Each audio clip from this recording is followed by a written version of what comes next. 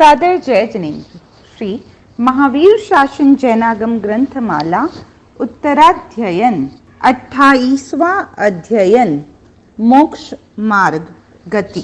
हिंदी अनुवाद। 4 कारणों से संयुक्त ज्ञान दर्शन लक्षण वाली जिन भाषित तथ्यात्मक मोक्ष मार्ग की गति को सुनो। ज्ञान दर्शन चरित्र और तप, यह मोक्ष मार्ग है, ऐसा वरदर्शी अरहतों ने प्ररूपित किया। ज्ञान दर्शन चारित्र और तप, इस मार्ग को प्राप्त करने वाले जीव सुगति में जाते हैं। उनमें ज्ञान 5 प्रकार का है। श्रुत ज्ञान, आभिनिबोधिक ज्ञान, अवधि ज्ञान, मनः ज्ञान और केवल ज्ञान। यह 5 प्रकार का ज्ञान सर्व द्रव्य गुण और पर्यायों का अवबोधक है, ऐसा ज्ञानियों ने बतलाया है। जो गुणों का आश्रय होता है वह द्रव्य है। जो एक द्रव्य के आश्रित रहते हैं वे गुण होते हैं। द्रव्य और गुण दोनों के आश्रित रहना पर्याय का लक्षण है। धर्म अधर्म आकाश काल पुद्गल और जीव, ये 6 द्रव्य है। यह षट द्रव्यात्मक जो है वही लोक है, ऐसा वरदर्शी अरहतों ने प्ररूपित किया है। धर्म अधर्म आकाश, ये 3 द्रव्य एक एक हैं। काल पुद्गल और जीव, ये 3 द्रव्य अनंत अनंत हैं। धर्म का लक्षण है गति, अधर्म का लक्षण है स्थिति। आकाश सब द्रव्यों का भाजन है, उसका लक्षण है अवकाश। वर्तना काल का लक्षण है। जीव का लक्षण है उपयोग, वह ज्ञान दर्शन सुख और दुख से जाना जाता है। ज्ञान दर्शन चारित्र तप वीर्य और उपयोग, ये जीव के लक्षण हैं। शब्द अंधार उद्योत प्रभा छाया आतप वर्ण रस गंध और स्पर्श, ये पुद्गल के लक्षण हैं। एकत्व पृथकत्व संख्या संस्थान संयोग और विभाग, ये पर्यायों के लक्षण हैं। जीव अजीव बंध पुण्य पाप आश्रव संवर निर्जरा और मोक्ष, ये 9 तत्व है। इन तथ्य भावों के सद्भाव के निरूपण में जो अंतःकरण से श्रद्धा करता है उसे सम्यक्त्व कहा गया है। वह 10 प्रकार का है।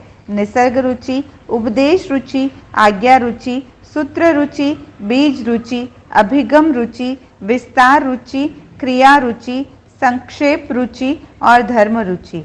जो परोपदेश के बिना केवल पूर्व जन्म की स्मृति आदि से उपजे हुए भूतार्थ से जीव अजीव पुण्य पाप को जानता है और जो आश्रव और संवर पर श्रद्धा करता है वह निसर्ग रुचि है। जो जिनेन्द्र द्वारा दृष्ट तथा द्रव्य क्षेत्र काल और भाव से विशेषित पदार्थों पर स्वयं ही यह ऐसा ही है अन्यथा नहीं है, ऐसी श्रद्धा रखता है, उसे निसर्ग रुचि वाला जानना चाहिए। जो दूसरों छद्मस्थ या जिन के द्वारा उपदेश प्राप्त कर इन भावों पर श्रद्धा करता है उसे उपदेश रुचि वाला जानना चाहिए।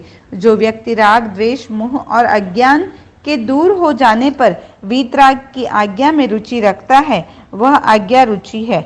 जो अंग प्रविष्ट या अंग बाह्य सूत्रों को पढ़ता हुआ उसके द्वारा सम्यक्त्व पाता है वह सूत्र रुचि है। पानी में डाले हुए तेल की बूंद की तरह जो सम्यक्त्व एक पद से अनेक पदों में फैलता है उसे बीज रुचि जानना चाहिए। जिसे 11 अंग प्रकीर्णक और दृष्टिवाद आदि श्रुत ज्ञान अर्थ सहित प्राप्त है वह अभिगम रुचि है। जिसे द्रव्यों के सब भाव सभी प्रमाणों और सभी नए विधियों से उपलब्ध है वह विस्तार रुचि है। दर्शन ज्ञान चारित्र तप विनय सत्य समिति गुप्ति आदि क्रियाओं में जिसकी वास्तविक रुचि है वह क्रिया रुचि है। जिसमें कुदृष्टि एकांतवाद की पकड़ नहीं है उसे संक्षेप रुचि जानना चाहिए। वह जिन प्रवचन में विशारद नहीं होता और अन्य दर्शनों का भी जानकार नहीं होता। जो जिन प्ररूपित अस्तिकाय धर्म श्रुत धर्म और चारित्र धर्म में श्रद्धा रखता है उसे धर्म रुचि जानना चाहिए। परमार्थ का परिचय, जिन्होंने परमार्थ को देखा है उसकी सेवा, व्यापन्न दर्शनी और कुदर्शनी व्यक्तियों का वर्जन, यह सम्यक्त्व का श्रद्धान है। सम्यक्त्व विहीन चारित्र नहीं होता। दर्शन में चारित्र की भजना है। इस प्रकार सम्यक्त्व और चारित्र के दो विकल्प बनते हैं। प्रथम विकल्प सम्यक्त्व और चारित्र युगपत एक साथ होते हैं, उनका सहभाव होता है। दूसरा विकल्प वे युगपत नहीं होते, वहां पहले सम्यक्त्व होता है। अदर्शनी के ज्ञान नहीं होता, ज्ञान के बिना चारित्र गुण नहीं होते। अगुणी व्यक्ति की मुक्ति नहीं होती, अमुक्त का निर्वाण नहीं होता। निशंका, निष्कांक्षा, निर्विचिकित्सा, अमूढ़ दृष्टि, उपबृहण, स्थिरीकरण, वात्सल्य और प्रभावना, ये सम्यक्त्व के 8 अंग हैं। चारित्र 5 प्रकार के होते हैं। पहला सामायिक, दूसरा छेदोपस्थापनीय, तीसरा परिहार विशुद्धि, चौथा सूक्ष्म संपराय और पांचवा यथाख्यात चारित्र।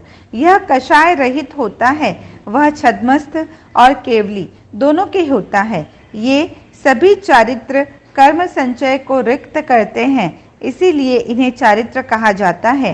तब 2 प्रकार का है, बाह्य और आभ्यंतर। बाह्य तब 6 प्रकार का कहा है, इसी प्रकार आभ्यंतर तब भी 6 प्रकार का है। जीव ज्ञान से पदार्थों को जानता है और दर्शन से श्रद्धा करता है, चारित्र से निग्रह करता है और तप से शुद्ध होता है। सर्व दुखों से मुक्ति पाने का लक्ष्य रखने वाले महर्षि संयम और तप के द्वारा पूर्व कर्मों का क्षय कर सिद्धि को प्राप्त होते हैं, ऐसा लेखक कहता है। ओम अरहम।